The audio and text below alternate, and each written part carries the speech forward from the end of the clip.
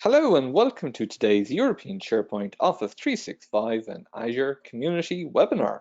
My name is Shane and I'm delighted to be joined by Mark Lelyveld, Data and Analytics Consultant MVP at Macau, the Netherlands, who will be talking to you today about end-to-end monitoring for a successful Power BI implementation. Remember to join the conversation about today's webinar on Twitter. Our Twitter handle is @EuropeanSP and our hashtag is ESPC21. Don't forget to check out the Resource Center. This is updated daily with the latest blogs, ebooks, webinars, and how-to videos. Simply visit sharepointeurope.com and click the content link at the top. ESPC21 Online will take place on the 1st and 2nd of June 2021. To be a part of this event, simply register today for free. We also just announced our keynotes. Full details are available at sharepointeurope.com. After the webinar, we will have a questions and answers session. Type any questions you have in the questions window. Questions will be selected and answered at the end of the presentation. This webinar will be recorded and added to the Resource Center, where you'll be notified by email when available. And now I'm going to pass you over to our webinar presenter, Mark Lelyveld. Hello, Mark. Hello, good morning still. Good morning to you. I can see your screen, so take it away. Cool, thank you. So hello everyone and good morning. Thanks all for joining my session and thanks for being part of this webinar. Today I will talk to you about end-to-end monitoring for a successful Power BI implementation. First of all, let me start with a little overview of where you should think about.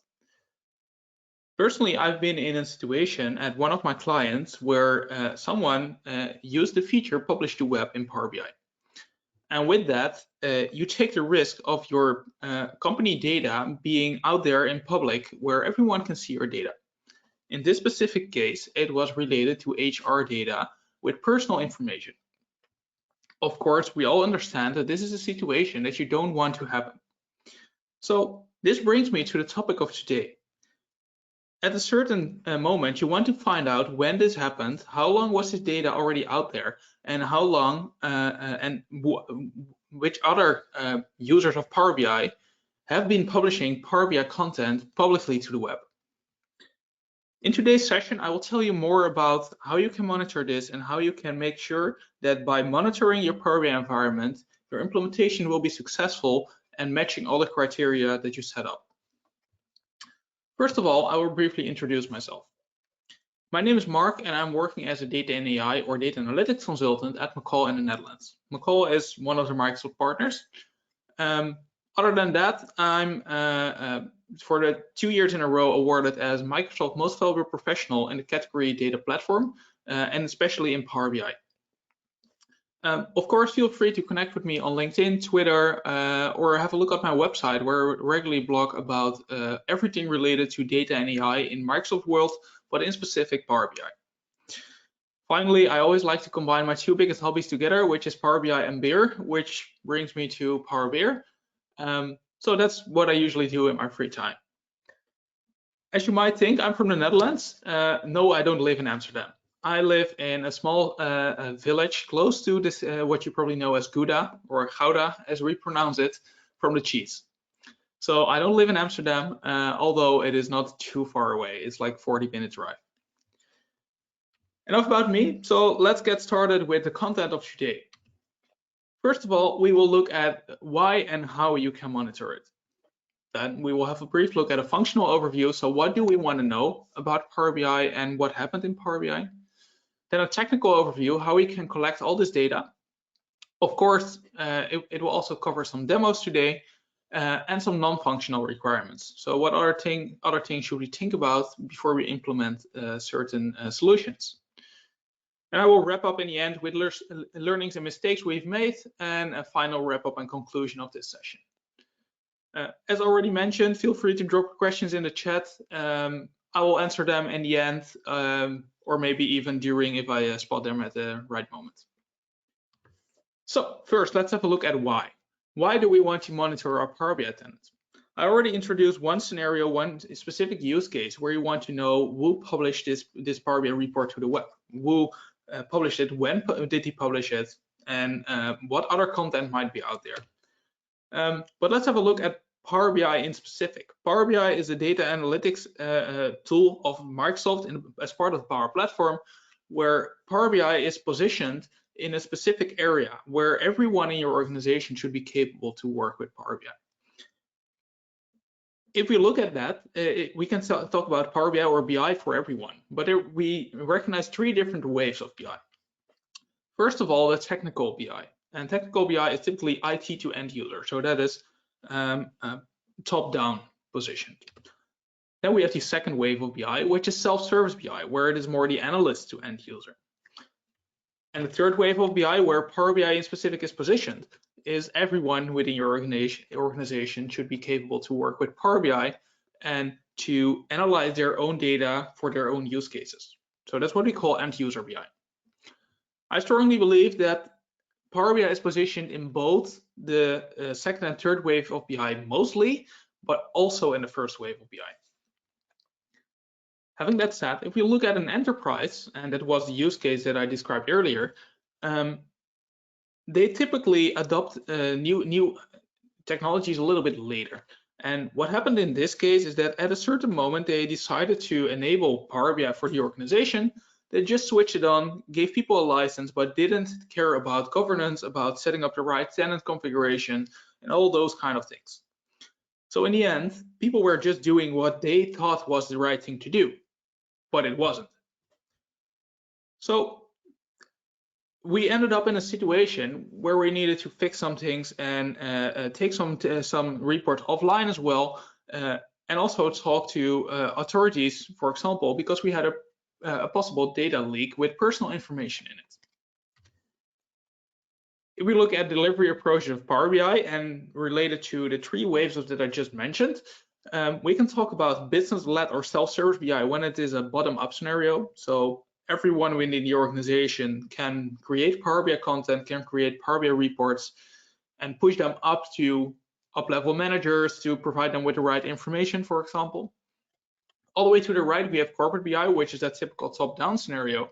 But in the middle, we also have IT managed and self-service BI, where you can, for example, think about managed data sources that are analyzed and visualized by business.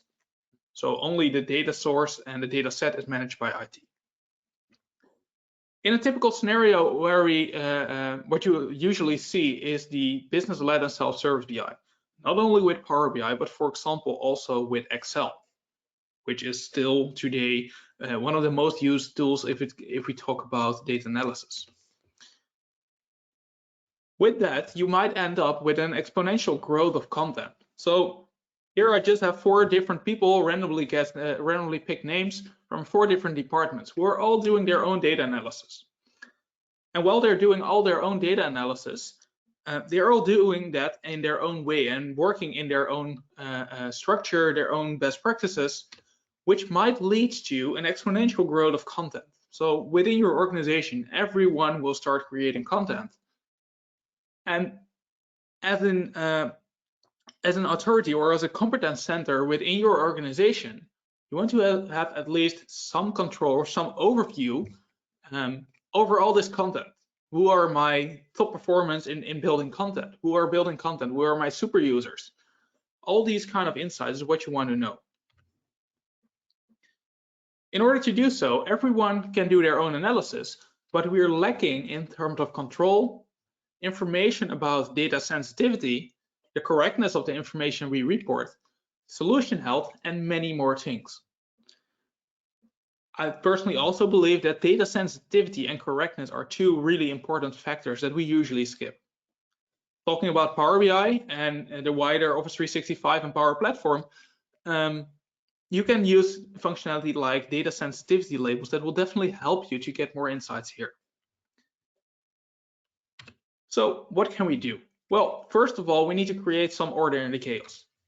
We can do that by separating people and content. And by separating people and content, we can identify who are our top performers in creating content, who are the super users that know what they're doing, providing best practices to others, and many more things. And we want to have a look at what content is out there. So who is actually building or what content is in our Power BI environment, and how long is it in there? Is it regularly refreshed? How many people are looking at this content? And insights like that. So by separating these two, we want to also have a look at why is it important that we monitor this information. Well, I already briefly talked about a few things, but also what different things do we want to monitor? As in the Power BI content, we want to know who's the owner of this content, but also as a Power BI administrator, you want to identify orphaned data sets, for example. Data sets that are not connected to any report anymore, but are just still out there. Nobody looks at them, nobody cares about them. Another scenario, what you typically see, is people start sharing content from my workspace. And my workspace is the personal playground, personal workspace of user. And this user can do whatever they want in that workspace. But with that, you also have the challenge that if they are on holiday, or at least not at work, and this data set breaks or fails to refresh, nobody can take care of it. So you want to identify the workspaces or the my workspace content that is viewed and used by many users. So we want to know what should we upgrade to a more decent scenario and maybe move from a self-service scenario to a blended scenario. So we start maintaining and altering the data set while they can still build their own report. So you also need to think about growth scenarios. So let's have a look at a functional overview. What exactly do we want to know? There are many more things to think about. So content availability is also what I already mentioned. So what is out there, what is, and who is the owner of it? Usage of content. So what is actually used and what can we possibly clean up? Maybe we have tons of workspaces where nobody is actively collaborating. Performance of solutions. The lineage of solutions, how are all the dots connected? What are the overlapping data sources? And also environmental health. Environmental health mostly relates to Power BI premium capacities. As you might know, Power BI Pro, or the usual Power BI, is a software as a service solution that runs on shared capacity, as we call it. And shared capacity is Microsoft maintains the servers and the hosting on their data center. Well, if you move to a premium capacity, you have your own capacity that you need to monitor and maintain. So then environmental health is super important. You want to know who is triggering these refreshes all day, who is consuming my premium capacity, because you need to monitor and maintain it yourself, although it is still hosted at Microsoft. Other things to monitor are secure data upload to the service. So how are these things connected? If you spot a solution that is connected to a local CSV file on a C drive of your employee, that's possibly not the best solution that you want to have. So you want to contact this user and tell them like, hey, can we help you to provide a more sustainable way to get your content in Power BI? Not through your C drive of your laptop, but maybe provide them with an enterprise gateway directly connected to the data source. Also, you want to identify people that publish data to the entire organization, because in specific, these type of the reports and dashboards is what you want to author and maintain centrally. Share content with external users, super important to know. So what data and insights are leaving your organization? Publish to web, we already briefly talked about that, but also custom visuals. So where are custom visuals used? Which ones are these custom visuals coming from app stores or not, and are these certified or not?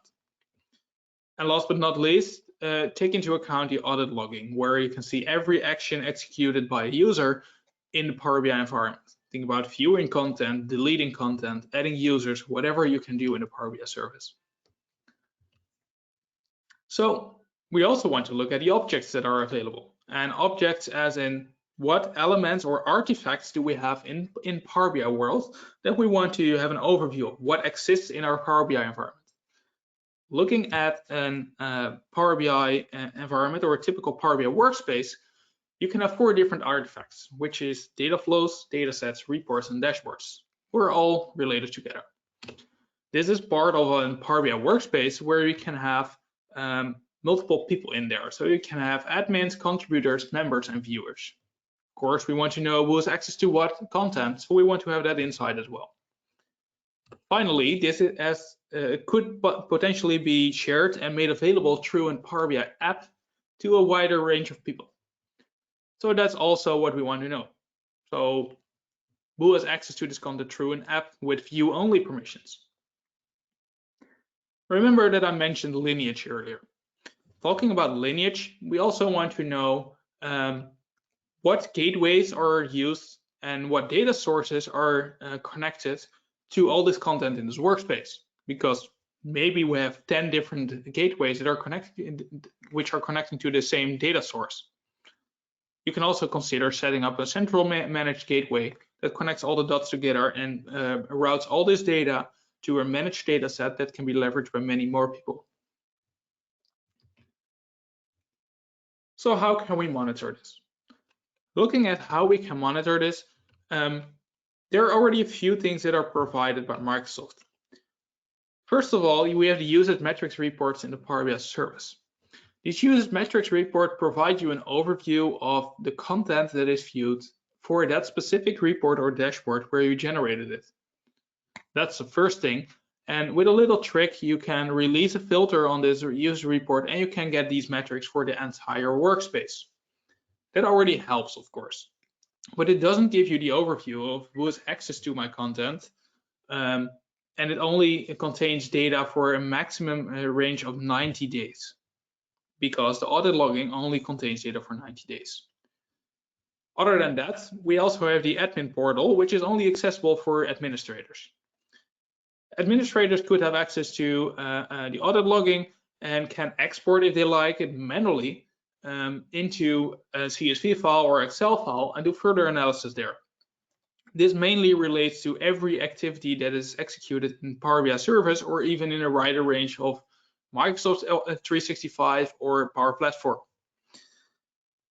This includes actions like created a workspace, deleted a workspace, added users to a workspace, everything else.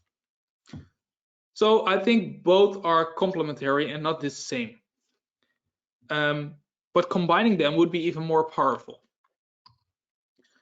Looking at the audit logs, typical things that are logged in there are like view report, added content, shared content, printed, removed. All these different kind of operations are logged in the audit logging. So we want to have, as an administrator, we want to have an overview of all these executed actions. And we also want to identify people who are noticeably removing a lot of content, for example, so doing a lot of delete operations. What Power BI admin portal already offers for you and is available to you by default is this overview. So there is a usage metrics report on tenant level in the admin portal. I have to admit it's a little bit limited because you only can see the number of users, number of reports and dashboards, and your top users with most reports or most dashboards. But it doesn't tell you anything about who is actually executing these delete operations or who has access to the specific report. So we want to extend these insights and get more information. We can do this, of course, by using Power BI REST API. Power BI has a really rich REST API library which can help you to get more insights in the world of the Power BI service. It provides you service endpoints for embedding, administering, and user resources. In a second, I will also demo this to you. So this is typically what you can do with a REST API, but having the REST API as one, we also need to have a way to connect to this REST API and start using it and collecting this data. Other than that, there's also a very rich PowerShell library, a PowerShell module for Power BI management. Think about general management, data management, where you can push data to the Power BI service or receive data from the Power BI service. Also profile management, so who's the specific user, add a user to a workspace or remove it. report management to create reports, clone reports, many more things like that, and also workspace management to create, delete, and update workspaces or assign it to a premium capacity. So this is what you can also do with PowerShell and connecting it to Power BI. So let's have a look at what you can actually do. Query the Power BI service using PowerShell. This will be the first demo what I will show you today. So let me open a PowerShell window here. What we have right here. Let me zoom in a little bit so it will be a little bit bigger. I just opened PowerShell and I installed the commandlets for Power BI. So there are actually 4, or at least I installed 4, which is data, profile, reports, and workspaces. You can get these online from the Microsoft website easily, but let's get started. Of course, you always need to start with profile, where you connect with your AD account, which is related to Power BI. I already did that. That's this step at the top. And as a second step, what I can do is, for example, get a Power BI workspace. So this will list down all the workspaces that my user has access to. So the very first thing that I will do is I will just execute this task.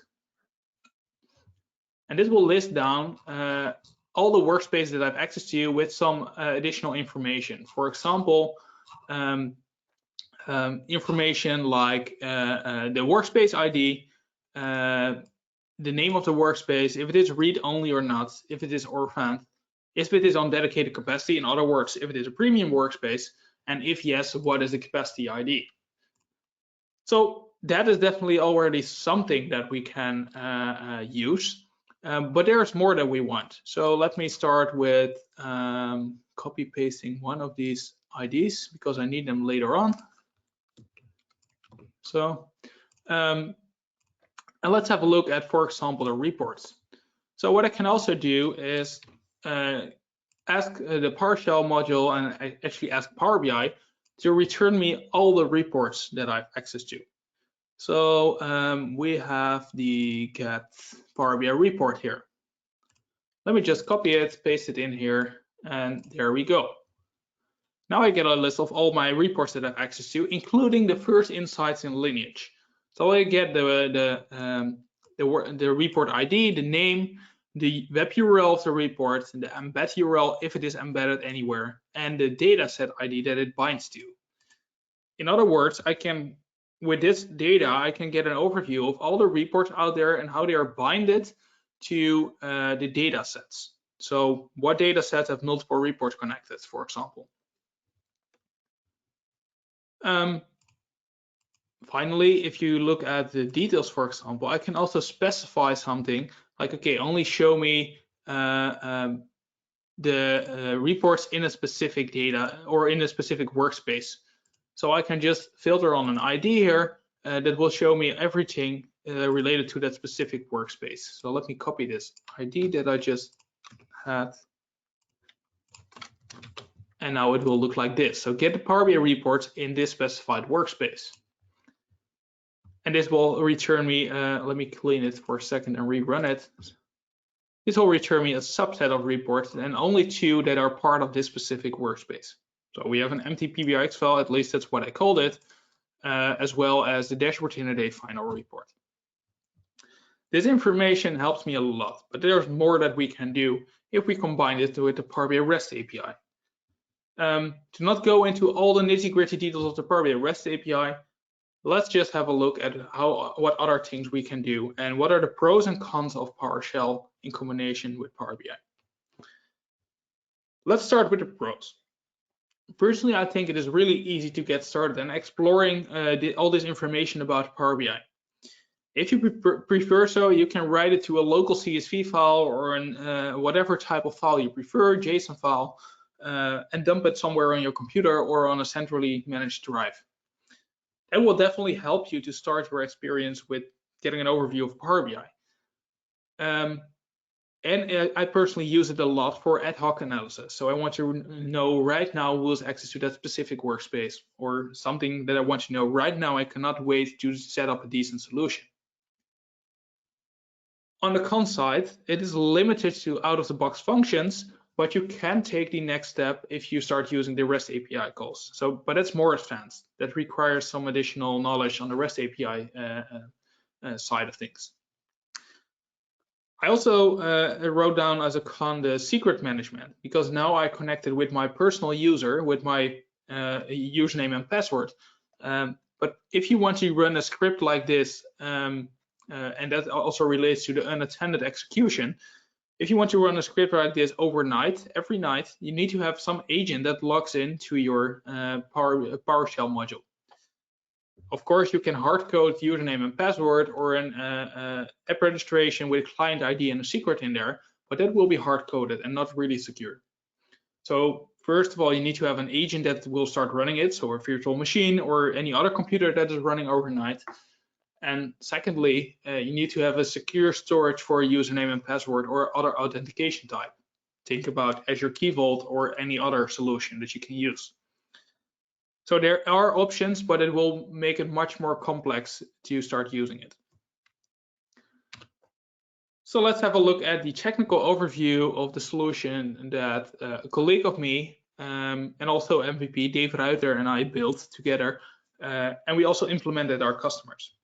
So the architecture of our solution contains of a few different Azure elements. First of all, the data sources that we use are the audit logging from Microsoft 365, combined with the gateway logging and the very rich Power BI REST API library. Combining these three sources, we call all these different information and collect all these different information using Azure Logic Apps. So we have one orchestration logic app that I will show you in a second that triggers all the other logic apps that pull in all this information. The logic apps pull in the information and write it in Azure Monitor, also known as Azure Log Analytics. So we have a Log Analytics workspace that contains all this information and stores it centrally. With that, we also have full control over, for example, data retention, and we can ad hoc query information in Log Analytics. Finally, we model and serve this information in another report by leveraging Power BI again. Having this done, we use the Power BI REST API. So let me show you an example of a specific REST API call. A second ago, I showed you how you can get information about workspaces, for example, or reports from a user perspective. That will return me only the reports and dashboards and workspace that I have access to as a user. With the Power BI REST API, you also have admin operations. And with the admin operations and the example that I'm showing you right here, you can get all the content on the entire Power BI tenant, no matter if you have access to it or not. So please note this requires Power BI admin privileges, so you need to be a Power BI service administrator to do so. The return of this API call will show you very similar information as we've just seen for reports. So we get a dataset ID, the report ID, the name, URL, and embed URL. So this definitely helps, but it also gives us that wider overview of the entire tenant. This is what we do with the Power BI REST API. But what about all the other Azure resources that were part of our solution structure? We use a Log Analytics workspace, or also known as Azure Monitor. And there's a very specific reason for that. All native Azure functionalities like Logic Apps, Azure Data Factory, or any other Azure resource that you run in Azure can natively write their own logging information into Azure Log Analytics or Azure Monitor. Therefore, we decided that it would be a good idea if we centrally have one place where we store all the log information. And therefore, we also write the log information from Power BI in Log Analytics. Log Analytics also comes with a query engine where you can write custom queries that you can on-demand query information about whatever's in there. So in here you see a screenshot for what we actually built for the Power BI Monitor, where you see a lot of information like Power BI workspaces here, the workspace users, the reports, datasets, and dashboards, as well as the audit logging and the Power BI users on the tenant, no matter if they did anything on Power BI or not. and many more information. As this is our test environment, you could see that we also tried it several times with different setups. So we have multiple logs for the workspaces only. All this information can lead to and can be extracted to a Power BI query again, because on the right top side here, we have an export button that will allow us to directly export this query into a Power BI M query, so Power Query. That will help us to directly connect these data sources to Power BI. Another service that we use was Logic Apps. As we are doing a lot of different API calls, we decided to set up a custom connector for a Logic App. This custom connector allows us to configure a bunch of API calls that are available to us in just a single click. So that helps us to set up authentication to the Power BI service once, and then keep on using it in an interface like this. So it is easier setup for recurring API calls. All defined API calls are listed in a simple drop-down menu, and the authentication is handled centrally. If we didn't do this, we had to set up an authorization token for every API call that we wanted to do. To avoid that, we set up this custom connector. This authentication is handled centrally in an API connection, and an API connection is also what is created and managed centrally in your Azure resource group. So in there, you will find an API connection that configures the authentication between Azure and Power BI that you can do the API calls. So that can be either using a service principal or a named user or service account if you prefer so. Then the Logic App itself. The Logic App, if you're not familiar with it, it is something similar to Power Automate, but then in the world of Azure. So we can easily configure a set of actions that should follow each other. We can even configure it in code if we like, and we also did this because we can easily deploy it from business to business or deploy it at our customers in code based. So we don't have to reconfigure it every time. Finally, we also, I mentioned earlier, we also have a Logic Apps orchestration. So we have one central orchestration Logic App that triggers all the other Logic Apps. So here we set up that there's one Logic App that runs on a recurrence, which is for us every 24 hours, and then returns us the Power BI workspaces or Power BI groups, as well as start collecting all the audit logs. This central orchestration Logic App helps us to keep track of what's happening in our monitoring solution. So if one of these actions fail, we can directly point to that specific item that failed. Also, we included some loops. So this is already part of our learnings because the get activities API that will get all the audit log information accepts a very specific or has a very specific requirement that the start and end time, which are input parameters, need to be in the same UTC day. And with that, it also has a pagination principle where there can only be a maximum number of, I don't know exactly, but an X number of rows in the response of the API. If that's not, if it is more than that, it will give you a continuation token. And this continuation token will give you the next page, and the paginating of this API will help you to capture all the results. With that, and with the handling of the same UTC day, we decided to trigger this API call 24 times. So that's why we have this until loop built in. So we trigger it 24 times for each hour separately. And with that, if one of these hours fails to capture the data and write it to log analytics, we simply have the option to only re-trigger that one specific hour instead of the entire day. So that helps us to easily see actually monitor the monitoring solution itself and see what's going correctly and what's potentially failed.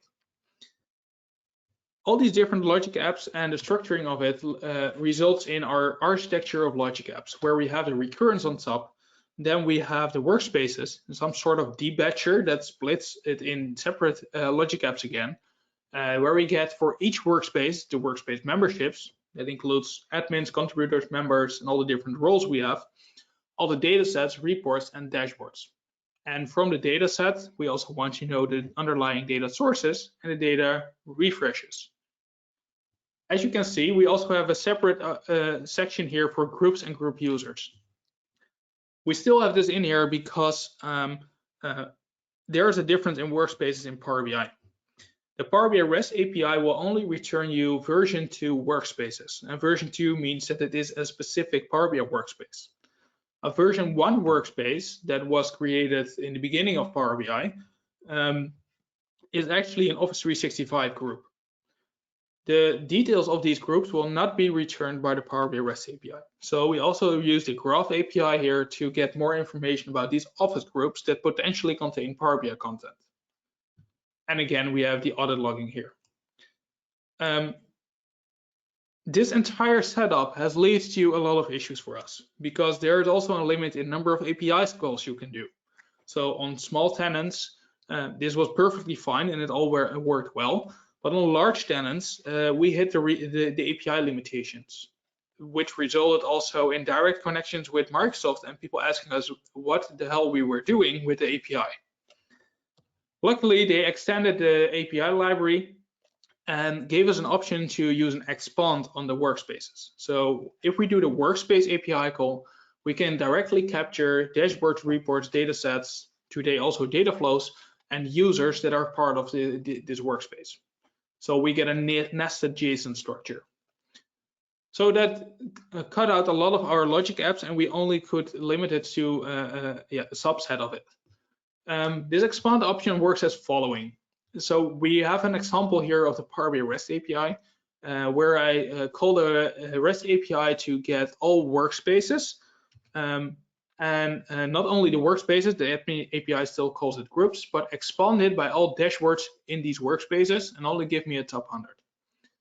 As you can see here, the returning JSON first gives me all the details about the workspace itself. So if it is on dedicated the workspace itself, if it is on dedicated capacity, the description of the workspace ID, name, the state of the workspace, but also in a nested structure, the 2 dashboards that are in here. So we have 2 dashboards. One is SQL Azure Refresh, the other one is CDVC. So this helps us to capture more information at a single API call. Well, all this information is captured and saved in Log Analytics. We build a Power BI model on top of that to get all these information together, and all this information we want to analyze because so far we only collected the data. I already mentioned that there's a native into export option for Power BI mQuery from Azure Monitor Log Analytics. And we build a Power BI data set which directly connects to the Log Analytics workspace, and also includes the reports and the visualization part, of course. So this is what a query will look like once you export it. It is just another mQuery which is actually doing an API call to Log Analytics to capture all this information. There are a few challenges that we face there as well, and more about that in a second. This all leads to the Power BI data model that we have today, which includes the activities in the center as our fact table and many dimensions around it. For example, about workspaces, about workspace users, but also the data sources related to the data sets, the reports, dashboards, data flows, and operation information, like what type of action was executed in this activity. That resulted to our Power BI report, and that's what I'm going to demo you right now. All information in this report is based on test environments, so everything is fake data. Just want to mention that. We split it in paginated reports and the Power BI overview, but let's focus on the Power BI overview for now. If I navigate to this section of the Power BI report, and this is not only test data, but also a test report, so it doesn't look that slick, but it at least gives you some overview of what you potentially can do with this data. We have an overview of activity types. So get data sources and view report as two different activity types that were executed. Below, you also see it in a slightly different visualization and the number of users that are related to these activities.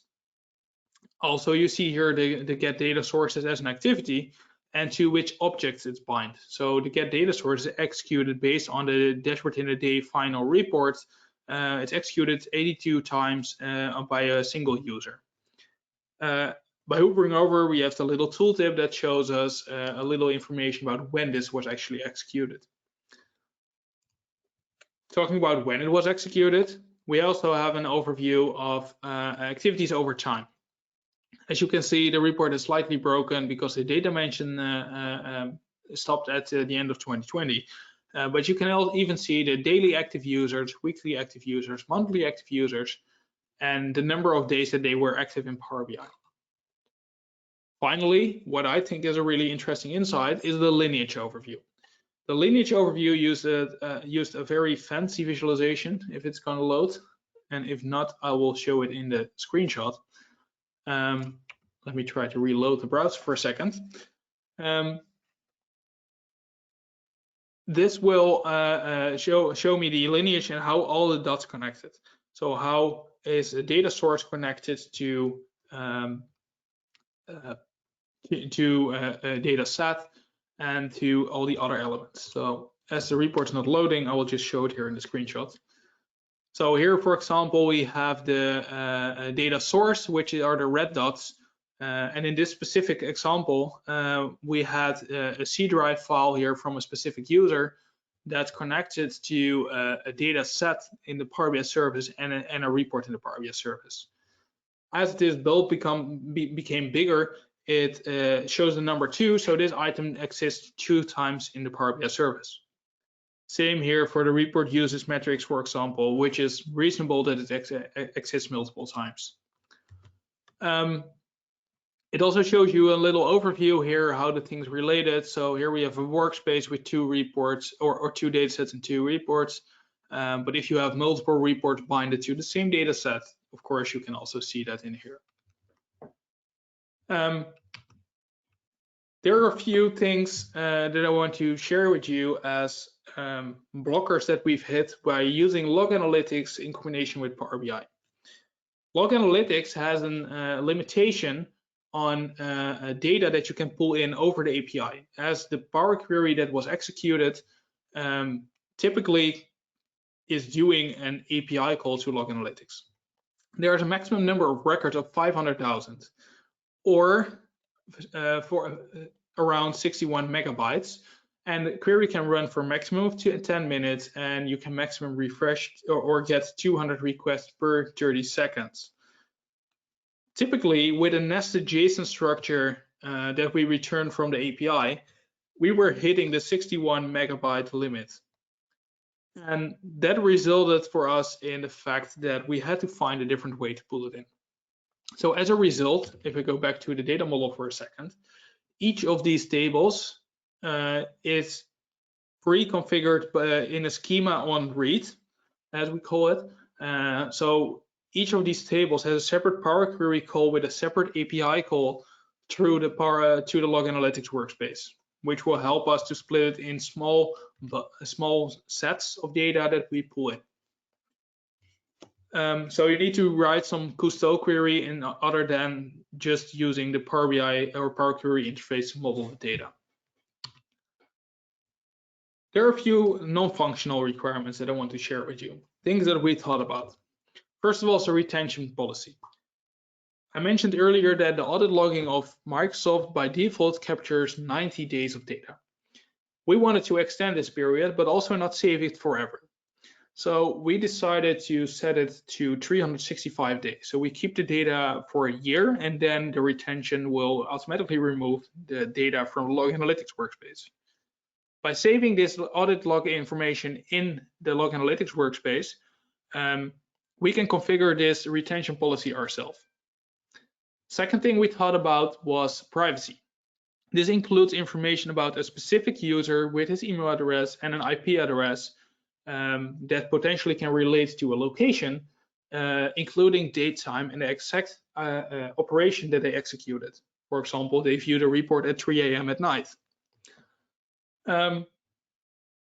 We talked about this with some security officers, and they said, as the Power BI environment is part of your work and is part of your corporate work organization, you're allowed to have this information. You can save it, but think about privacy on long run. So we also look at options to anonymize this data after the 90 days. So for 90 days, we keep the detailed information. After 90 days, we start anonymizing. Availability and security is also something around Azure, of course. So with Azure, a decent setup in Azure, it is good doable to have this well secured and saved in Azure before you make it available to anyone else.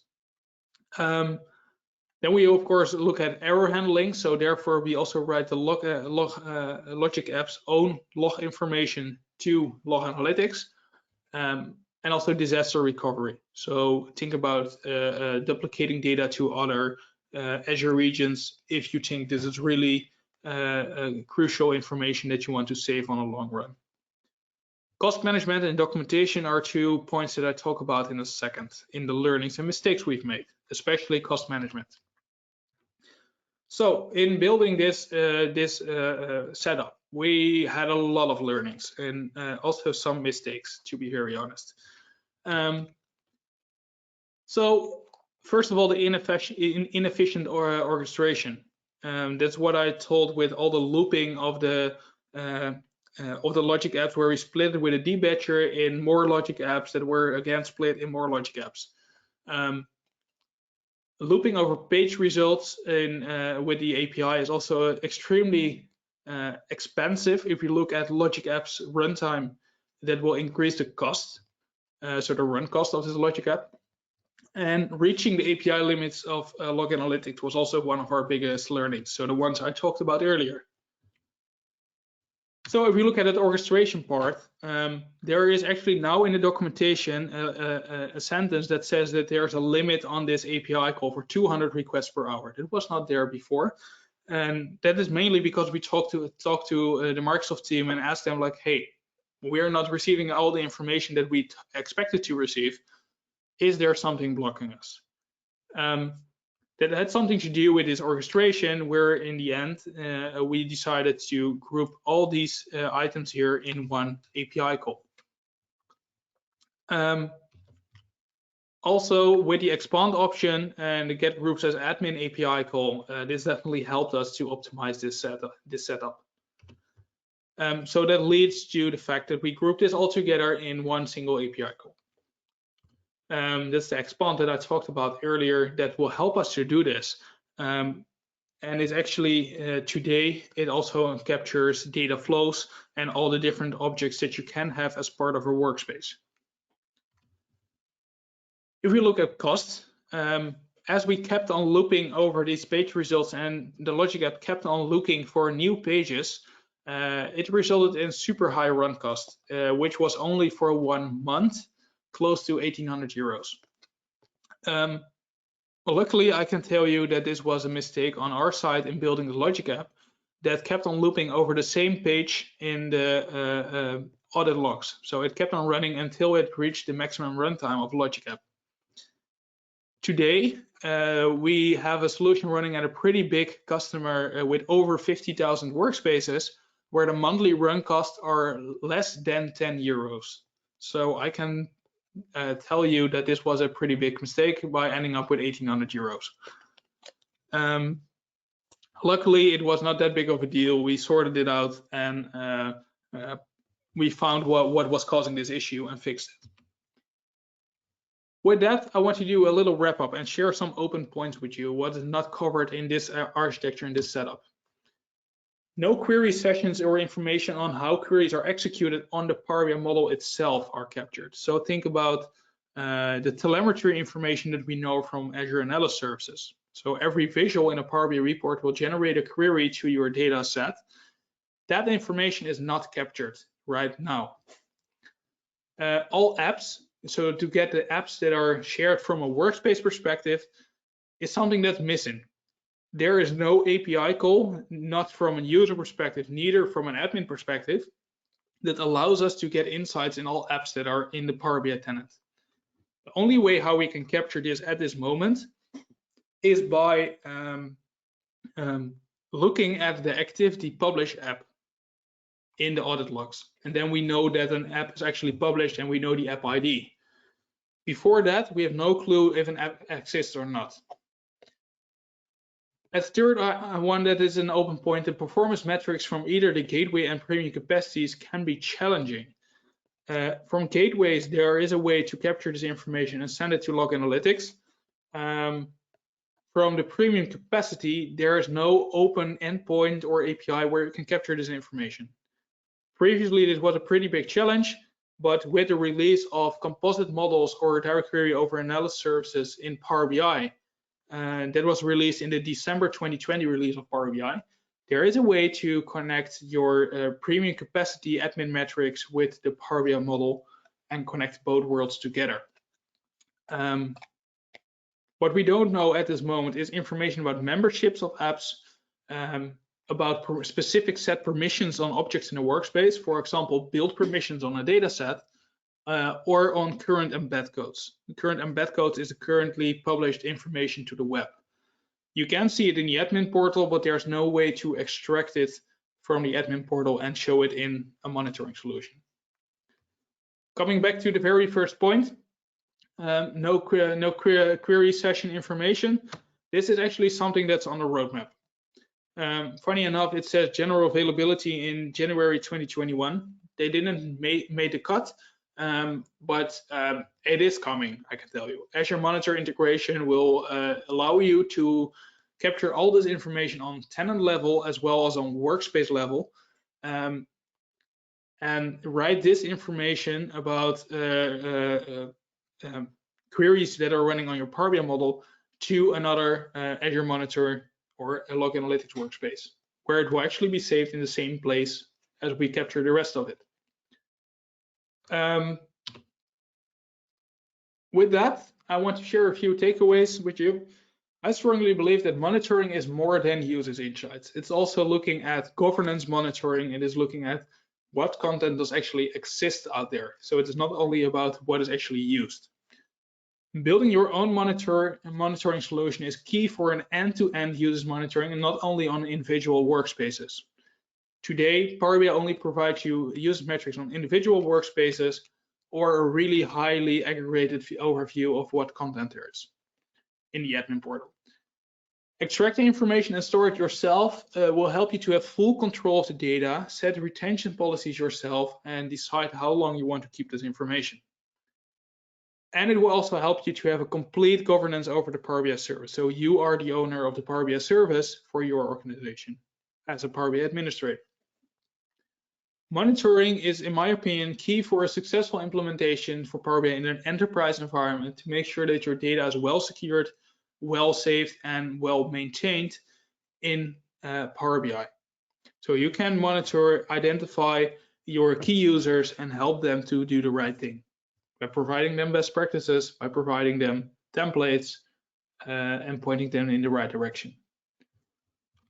With that, I want to thank you for attending.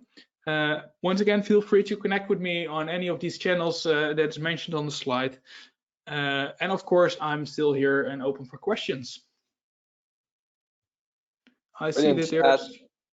Thank you for a great presentation. Yes, now we will start the questions and answers part. And should you wish to ask a question, please type it into the questions window now. Mark, there's one question in, but the person that submitted it also said that it's been answered. It was regarding Logic Apps architecture. And it says, I missed the app entity. How can we monitor who is being able to access to the app published on a premium workspace? But they've also just put in a note saying that this has been solved in the open points. So thank you for that. Yep, exactly. Brilliant. Apart from that, Mark, there is no other questions in. So I think you've done a super job. Everyone seems to fairly understand exactly what's happened. So thank you, Mark. Cool. Thank you. And thanks for having me. Brilliant. Well, look, on behalf of the ESPC community, thank you for taking the time today to complete this webinar. We really appreciate it. Okay, just bear with me here as I get back to my own screen. Sure.